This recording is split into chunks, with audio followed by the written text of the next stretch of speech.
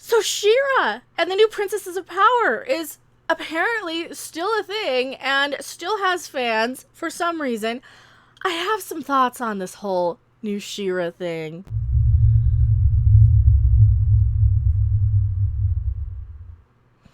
Hello everyone, I am still Mecha Random 42, the one, the only, the original, still your favorite YouTube harpy. We are in the middle of a live stream, and I need to talk a little bit about this She-Ra nonsense, because I am somebody who watched She-Ra when I was really little.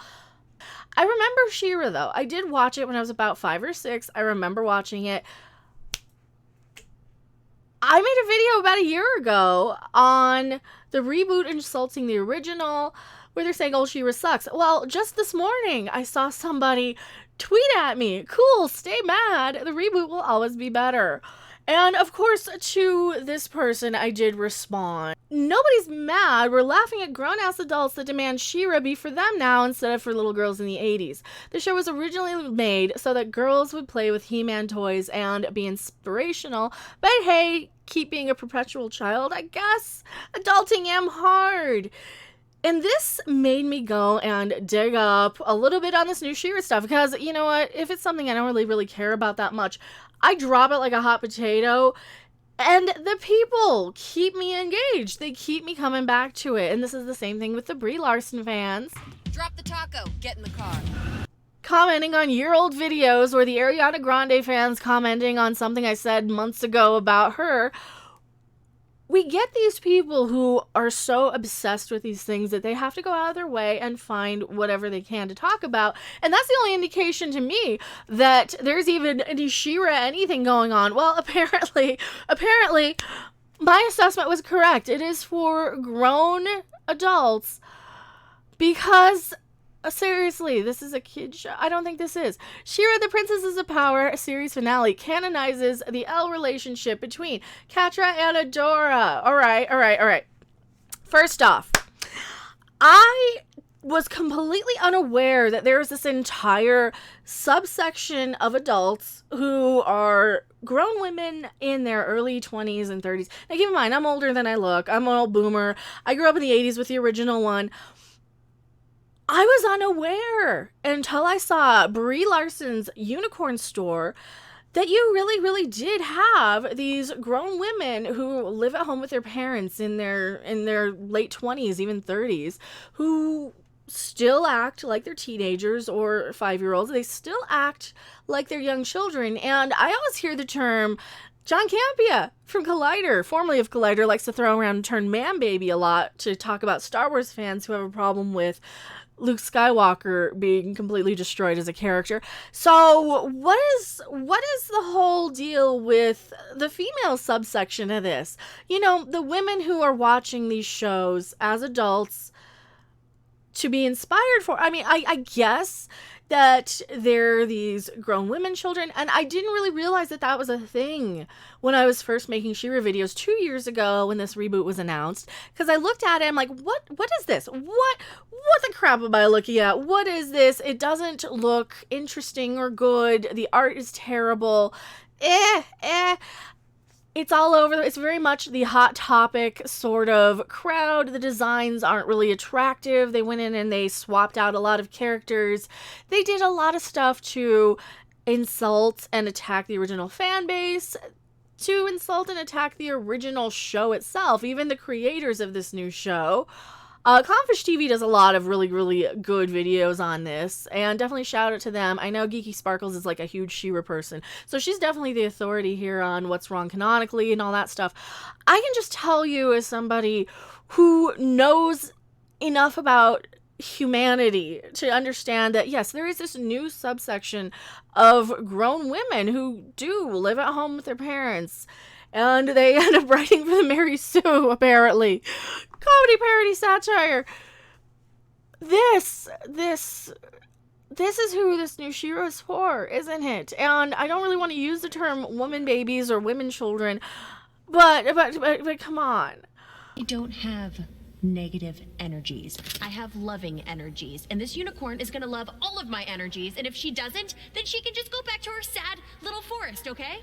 Yeah, these are these grown women who still want to bring in childish whimsy. And this is exactly why something like Unicorn Store is so important. You guys all know that I start off every live stream with this.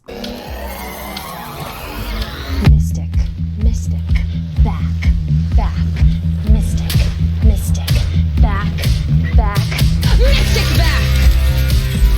And the whole point of that movie was to bring this childish whimsy into these grown women's lives, I suppose. Brie Larson wishes for a unicorn while she's living at home with her parents, going to work in an office, and she has to deal with her boss. Am I pretty enough to be sexually harassed? Yeah, it's about these grown women who don't understand the adult world because adulting is hard, I suppose. And there's nothing wrong with that. There's nothing wrong with liking what you like. I play Yokai Watch on Nintendo, for fuck's sake. There's a lot of stuff that I like that are clearly not for people of my age group. I just don't go in, and fine, I'll use this as an example. I don't go in and demand it be something that it's not. I don't go in and demand it need representation, diversity, anything. I can enjoy it for what it is, and I can appreciate it for what it is. And yeah, it's a video game designed for probably little ones, even though my channel isn't. What's so wrong with society in general that we need TV shows to tell grown adult women that it's okay to like somebody of your same gender? Why do we need that? I mean, we already had representation, we had diversity, we have all of these things. We've had great stories that are inspirational. We've had everything from Star Wars to Star Trek.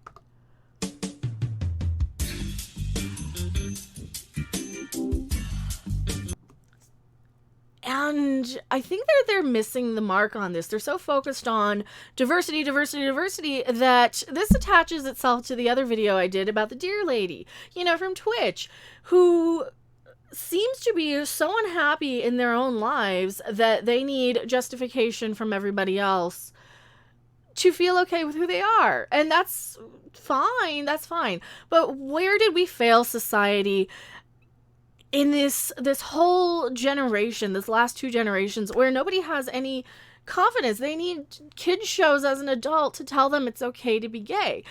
I don't need that because I grew up with the hippie mentality, I suppose, where you treat others the way you want to be treated. You live and let live. You respect other people for their differences, but you don't bash them for them either. And now we're getting people who didn't learn the don't bash people for their differences message, who go out of their way to, get mad at us for, what was it? Stay mad about the reboot? It's She-Ra. I'm not really mad that they rebooted it. I think I'm more mad that grown adults feel the need to latch onto something that was made for when I was a kid. For kids like my age, when I was a kid, in the 80s. Don't be a deer. Just don't be a deer. Hey, Twitch streamers. Have you ever considered identifying as a deer? No, not Well, really. before you decide to join Otocoilus virginiana, here's some important safety information. You live outdoors. No fancy indoor plumbing for you. No phones, no lights, no motor cars. Not a single luxury. That means no fancy computers to actually stream on. It's not like you have thumbs to play video games anyway. Speaking of which, you don't have thumbs. You can't use cell phones, tie your shoelaces, or use the 3 seashells. Too bad. You have to fend for yourself and eat what you can find. No ordering pizza. Deer don't eat pizza. You now need to pay attention to when deer season is. But bad news, deer can't read. It's coming right for us! Wow, didn't know being a deer was so hard. So, you're glad you're a human. Stay that way. This has been a public service announcement in the interest of public safety, paid for by the committee to stop people from wanting to become deer. I am Mecha Random 42 and I identify as a kaiju. Shirley Mecha, you look way too young to have been around in the 80s. Oh, I was. I thank you so much, literally. I really, really appreciate it. Oh, man. Thank you so much. I think I do have. Let me find it. Let me see if I can find it. All right, that's me in the 80s with the She-Ra toy. Ugh, yuck. Yeah, don't look at me in the 80s. That's me in the 80s. I guess we had apples on the. What the frick? Why did we have? I don't know why we had apples on the tree that year. Are they strawberries? I don't know. I have no idea. Where's the other one? So that was like a Christmas picture too. And there's the other one. There's the other one there. Yeah. What else? What else is in the background there? I don't even remember. That was me in the 80s with She-Ra stuff. Yep. Whatever happened to me now?